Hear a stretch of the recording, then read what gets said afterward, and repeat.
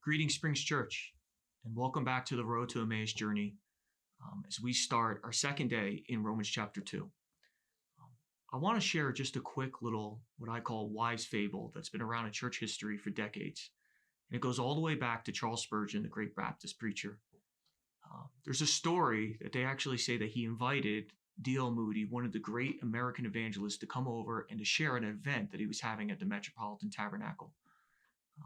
The story goes that when Moody showed up and he met Spurgeon for the first time in person, a man that he had idolized, a man that he felt was almost like a mentor through the sermons and the things that he would get written all the way back in America. It said that when he saw Spurgeon actually smoking a pipe, that he was appalled. Later that evening, as Moody was getting ready to actually speak at the tabernacle and he's getting his notes prepared, he decided to shift his sermon. And instead of speaking an encouraging word to the church that would build him up, he spoke about the evils of tobacco. He was speaking directly to Spurgeon. I mean, the whole sermon. And what was amazing is Charles Spurgeon just sat there. He didn't move. He didn't get up, didn't say anything. And at the end of the sermon, he walked up to dismiss everyone. And as he did, this is what he said. He said, "Mr. Moody, I'll be happy to give up my pipe the day that you give up your fork." D.L. Moody was known to be a really fat man. And Spurgeon was saying, listen, before you're dealing with the issues in my own life, you better pay attention to the lack of self-control in your own life. I think that's a really important lesson for all of us as Christians. In fact, Romans chapter 2 speaks just about that. Let me give it to you in verse 1. It says this: "You therefore have no excuse, you who pass judgment on someone else. For at whatever point you judge another, you're condemning yourself, because you who pass judgment do the same things. Now we know that God's judgment against those who do such things is based on truth. So when you, a mere human being, pass judgment on them, and yet do the same things, do you think you will escape God's judgment?" He goes on in verse 21, "You then who teach others, do you not teach yourselves? You who preach against stealing, do you steal? You who say to people that they shouldn't commit adultery, do you commit adultery? You who abhor idols, do you rob temples? You who boast in the law, do you dishonor God by breaking the law? As it is written, God's name is blasphemed among the Gentiles because of you." I think that's an important lesson for us as Christians.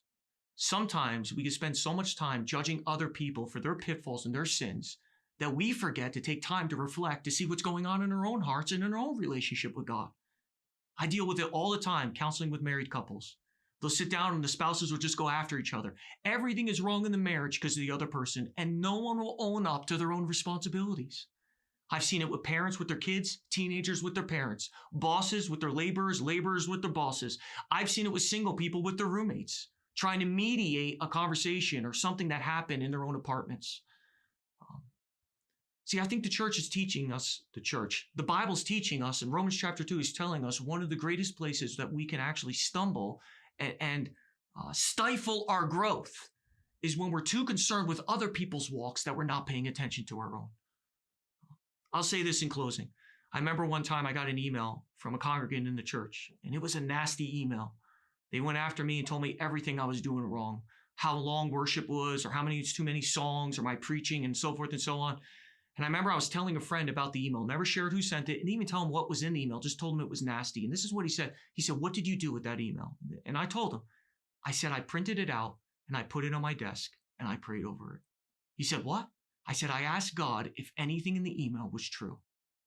I knew that the attitude that it was spoken in and the judgmentalness that it came with was wrong, but I wanted to know if anything in it was actually going on in my life and my leadership before the Lord. He said, "Well, did you find anything?" I said, "I did." And I learned a lesson from it and I corrected my course. See, I think that's important. I had a conversation with the person and they asked for forgiveness and we worked it all out. But I think it's important before jumping to a place of judging and yelling at other people to take time and say, well, what does this mean for me? What is God speaking to me? Church, if we'll do that and we'll get into practice of that and have those teachable spirits, I think you'll see all of us have an incredible growth this year in 2020. Have a wonderful day. Just a few thoughts to think about on our Road to Emmaus journey together.